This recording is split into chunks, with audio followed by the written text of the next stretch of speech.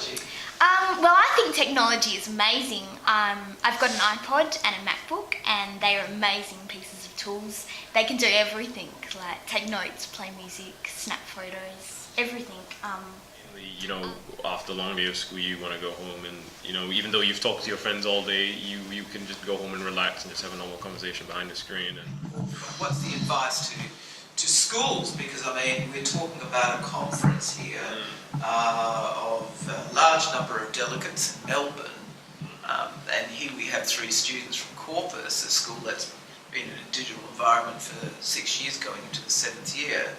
So, what's the advice to schools? What advice would you like to give teachers, leaders, principals? I think one thing you have to do is you need to inform parents. yeah, Because a lot of parents, they don't know about how the technology works and that sort of thing, and they struggle. And then, because if they don't know what's happening and they can't check what's happening. Well, they just at school really. They might go on Twitter or Instagram or whatever they have, and do they do it correctly at school, or do they sort of... They sort of take photos. Well, once we were doing some sport, and they took a few photos, just maybe of themselves or of a friend. Sort of their permission. They just said, "Oh, I'm going to put you on Instagram or whatever," and then they just did it, and So children will keep that away from parents, aren't you? It's almost those sort of kids keep it away. So, but it's opening up, having parents having that discussion. Yeah. Absolutely. Those people who passed it on, the person who passed it on, has broken the law. Are you aware of that? Yeah. So how come they're not aware of it? Do you think most kids are aware of that, or...? I think they're aware of what they're doing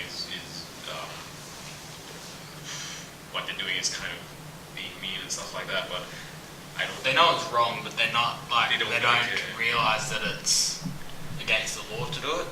they think They don't think it's that bad. I've found it's quite difficult for me to sit there and be using it. Like, I can use it sometimes, occasionally, but I can't sit there for like hours, or I can maybe spend half an hour or so do it. So what do you use? What do you use, Ross? Normally when I'm on the internet, it's normally like Facebook or one of those, and I just scroll through, and me myself, I don't often post things. Maybe on a Sunday I'll go riding or something and I'll post a video. Sort of breaching our RCT policy, but that's not the point. They put themselves in jeopardy, both I think socially, but also legally. I think really it's kind of getting information from your parents, the school. That they always tell you, be careful. There's people out there, and it's dangerous and stuff. And then also it comes to common sense. I guess you shouldn't be posting like a picture of your house all over the world and stuff like that. And I think it just comes down to normal sense of the things you've learned from school. if you're going to do something like this, you need to know the dangers that are out there and how to do things properly and stuff. So how do you find out those dangers? How do you find out about those dangers? I mean, you did something quite sensational at Year 7, posting online video clips of yourself. It can do both. It can both help you with your studies and that, but it can also be very harmful to yourself and to other people.